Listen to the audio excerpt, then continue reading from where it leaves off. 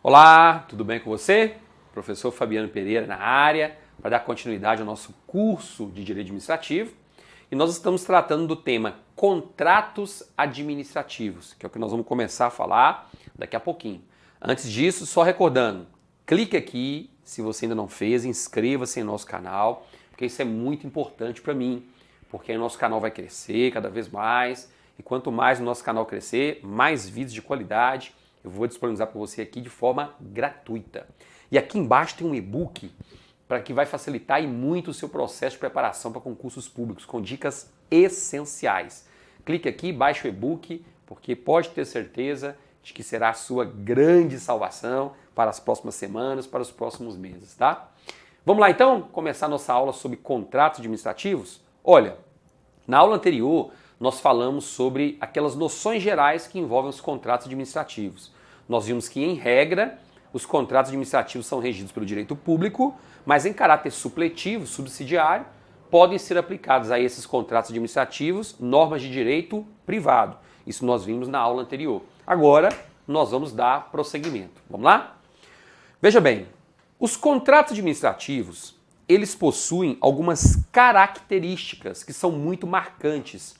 E são justamente essas características dos contratos administrativos que são cobradas em provas de concurso.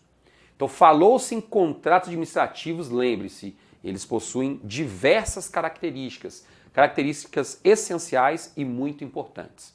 Vamos lá começar a falar sobre essas características. Bem, a primeira delas é a seguinte: quando a administração ela formaliza um contrato administrativo, ela está atuando como poder público. O que significa isso?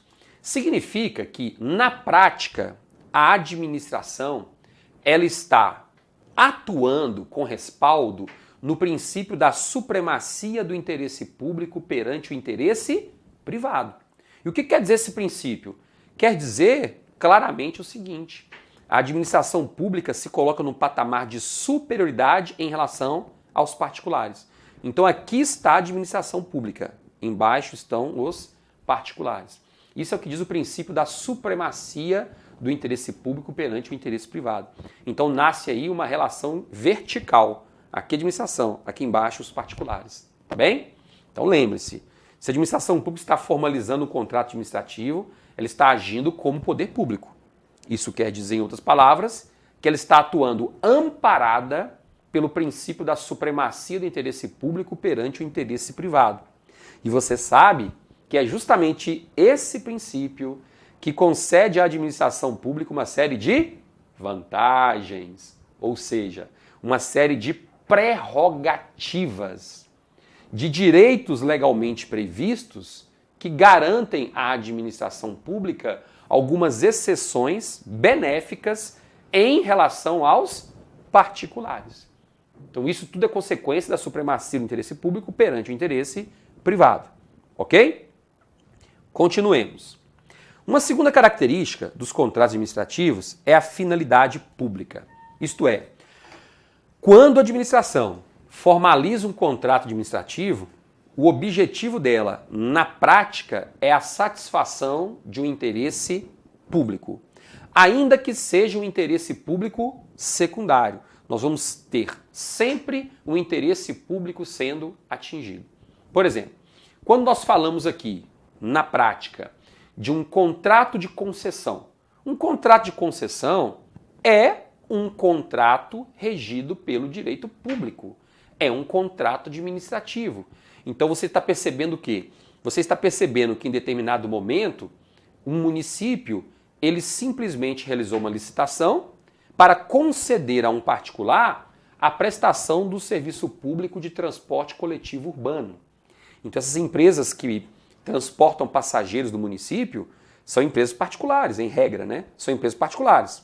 Mas elas venceram uma licitação, também em regra, para transportar esses passageiros. Então ali, vencida a licitação, foi assinado um contrato administrativo entre as partes. Nesse caso eu consigo visualizar diretamente, primariamente, que o interesse público foi respeitado, que o interesse público foi atingido. Por quê? Poxa, quando eu subo no ônibus, eu já estou vendo ali, eu usufruindo daquele serviço. Não é isso? Então está presente a finalidade pública. No segundo momento, a gente bate o olho numa situação e a gente não consegue detectar, na prática, onde é que está o interesse público. Por exemplo, a administração pública realizou uma licitação e alugou um imóvel. Ah, professor, mas para mim isso era dispensável. É dispensável. Mas se a administração quiser, ela pode realizar a licitação. Então ela realizou a licitação e alugou um imóvel. Poxa, o que tem a ver com isso? Ela alugou um imóvel, eu não estou ganhando nada com isso. Tá, você não está ganhando no primeiro momento. Mas ali também existe uma finalidade pública, porque naquele imóvel vai ser instalada uma sede do INSS. Aí posteriormente você vai até o INSS solicitar um atendimento. Tá vendo? Então ali naquele local o interesse público está sendo cumprido, está sendo objetivado. Então nesses casos, quando nós falamos que o contrato administrativo tem que atingir uma finalidade pública, essa finalidade pública pode ser primária ou secundária, não interessa, mas tem sempre que satisfazer o interesse público.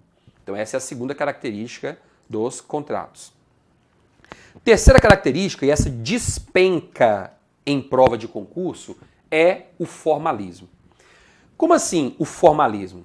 Gente, é o seguinte, em regra, o contrato administrativo ele é escrito. Ele tem que ser colocado no papel e, consequentemente, nós vamos ter a assinatura das partes envolvidas naquela negociação. Então ele tem que ser escrito. E além de ser escrito, a Lei 8.666 estabelece ainda diversas cláusulas que têm que existir nos contratos administrativos. Lá no artigo 55, por exemplo, nós temos várias cláusulas que devem estar presentes nos contratos administrativos. Por isso eu digo que vigora aí o caráter formalista. Essa é a regra geral. Entretanto, o artigo 60, parágrafo único, diz que em algumas situações excepcionais é possível que nós tenhamos contratos verbais, de boca, com a administração pública. De boca? É, mais ou menos por aí. De boca, verbal. Ou seja, a administração vai fazer uma transação, mas não será necessário escrever um contrato, assinar um contrato decorrente daquela transação. É o que está escrito no artigo 60, parágrafo único. Vamos dar uma olhadinha? Esse artigo 60, não é aqui não. Esse artigo 60, parágrafo único, diz o seguinte, cadê? É nulo e de nenhum efeito o contrato verbal com a administração, salvo, tá vendo? É nulo e de nenhum efeito o contrato verbal com a administração, salvo o de pequenas compras de pronto pagamento, ou seja, comprei uma coisinha lá que o valor é pequenininho e já fiz o pagamento de imediato, pronto pagamento. Assim entendidas aquelas de valor não superior a 5% do limite estabelecido no inciso 2, a linha A, da Lei 8.666, feitas em regime de adiantamento. Me dá o bem que eu já vou te pagar de imediato. Acabou. Então, em outras palavras, para valores de até R$4.000, admite-se contrato verbal. Então, para valores de até R$4.000, admite-se contrato verbal. Ah, professor, eu não sabia que era admitido contrato verbal, não. Se você não sabia, eu estou lhe dizendo. É sim admitido contrato verbal. Agora o que você tem que gravar é esse valor aqui, para responder as questões de prova. Até R$4.000. Tá claro para você? Beleza. Olha só, nesse concurso aqui de 2012, o CESP considerou incorreta a seguinte assertiva. É nulo e sem nenhum efeito, em qualquer caso, qualquer contrato verbal com a administração pública. Errado. E aí fica fácil você entender por que essa afirmativa está errada. Por quê? Ora, está errada na prática simplesmente porque diz que é nulo qualquer contrato verbal. Não é qualquer contrato verbal. Nós temos algumas exceções, ou seja, tem algumas situações em que a administração pública poderá sim formalizar contratos verbais. Quando esses valores forem de até R$4.000, pode formalizar. Beleza? Tranquilo aí? Grave aí, tá? Grave o valor e além de você gravar o valor, você tem que gravar aqui, deixa eu voltar um pouquinho. Além do valor, você tem que gravar quais são as situações, tá? Pequenas compras de pronto pagamento e feitas em regime de adiantamento. essas duas situações têm que estar presentes também. Então, nesse caso, você teria a possibilidade de um contrato verbal. Continuando, olha o que diz o artigo 62. Ele diz o seguinte: o instrumento de contrato é obrigatório nos casos de concorrência e de tomada de preço. Tá ok? Então, falou-se que nós estamos diante de uma licitação pela modalidade concorrência e tomada de preço. Regra geral, nós vamos precisar de um contrato. Essa é a regra geral. Bem como, eu tenho que grifar aqui, ó, é obrigatório. Bem como nas dispensas e inexigibilidades cujos preços estejam compreendidos nos limites dessas duas modalidades de licitação. Ou seja, olha que interessante. A lei está dizendo claramente o seguinte, olha, se a administração está promovendo uma licitação na modalidade de tomada de preço ou concorrência, tem que ter um contrato administrativo. Ainda que a licitação seja inexigível ou dispensável.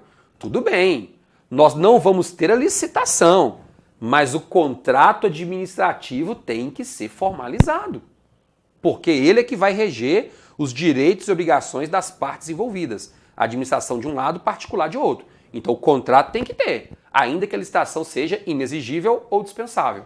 Tá bem? Só que aí no finalzinho, né, vem escrito: e facultativo, pode ter ou não. Nos demais, em que a administração puder substituí-lo por outros instrumentos hábeis, por outros instrumentos menos burocráticos, mais simples, por exemplo, tais como a carta-contrato, que acontece, por exemplo, lá no convite, né? A nota de empenho de despesas, a autorização de compra ou ordem de execução de serviços. Então, em algumas situações, o instrumento de contrato pode ser substituído pela carta-contrato, nota de empenho de despesa, autorização de compra ou ordem de execução de serviço. Tá bem? Então, muita atenção a esses detalhes, porque você pode encontrar essas hipóteses na hora da sua prova. E aí, simplesmente vem o artigo 55 que diz: são cláusulas necessárias em todos os contratos as que estabeleçam dois pontos. Então, quando você não, né? Você já está aí com sua lei de licitações aberta. Dá uma olhadinha no artigo 55. Tá vendo aí, né? Então você vai dar uma lidinha no artigo 55 com bastante detalhes, porque lá estão as cláusulas que a lei considera essenciais e necessárias em todos os contratos administrativos. Pelo menos isso é o que está escrito na lei de licitações. Então, se você encontrar a palavrinha, essas cláusulas são necessárias, ou melhor, palavrinha não, a expressão, né? Essas cláusulas são necessárias? São. São essenciais? São. É o que está escrito no artigo 55. Não é muito comum as bancas abordarem esse artigo 55, não, que é uma decoreba brava, né? Mas já vi questões em prova. Então é importante que você, paralelamente, faça esse acompanhamento para você não se perder, porque eu já vi questões em prova sobre o assunto. Tá bem? Outro ponto importante que eu queria destacar com você. Existe uma grande corrente doutrinária que diz que, apesar de a lei afirmar que todas essas cláusulas são necessárias, nem todas elas são necessárias. Algumas aí são facultativas. Mas, pelo menos as questões de prova que eu tenho visto até o momento, simplesmente reproduzem o que está escrito no texto da lei. Então não vou nem inventar história aqui, porque eu não vi questão ainda abordando isso de forma diferente. Tá bem? Então, dê uma lida com mais calma no artigo 55 para você saber quais são as cláusulas que devem existir nos contratos administrativos, que são consideradas necessárias. Apesar de existir uma corrente doutrinária forte, digamos de passagem, né, que diz que nem todas elas são essenciais em todos os contratos, porque várias delas seriam facultativas. Tá bem? Pois é, então esse é o nosso bate-papo de hoje. Você teve acesso a informações importantíssimas. E se você gostou da aula, dê agora o seu joinha. Rapidinho, clica aí, dá o seu joinha. Poste o seu comentário aqui embaixo, que assim possível eu passo por aqui e vou responder. Já percebeu que eu estou acompanhando todos eles, né? Então assim possível eu dou uma passadinha aqui e respondo para você. Combinado? Bons estudos e até a próxima aula. Tchauzinho.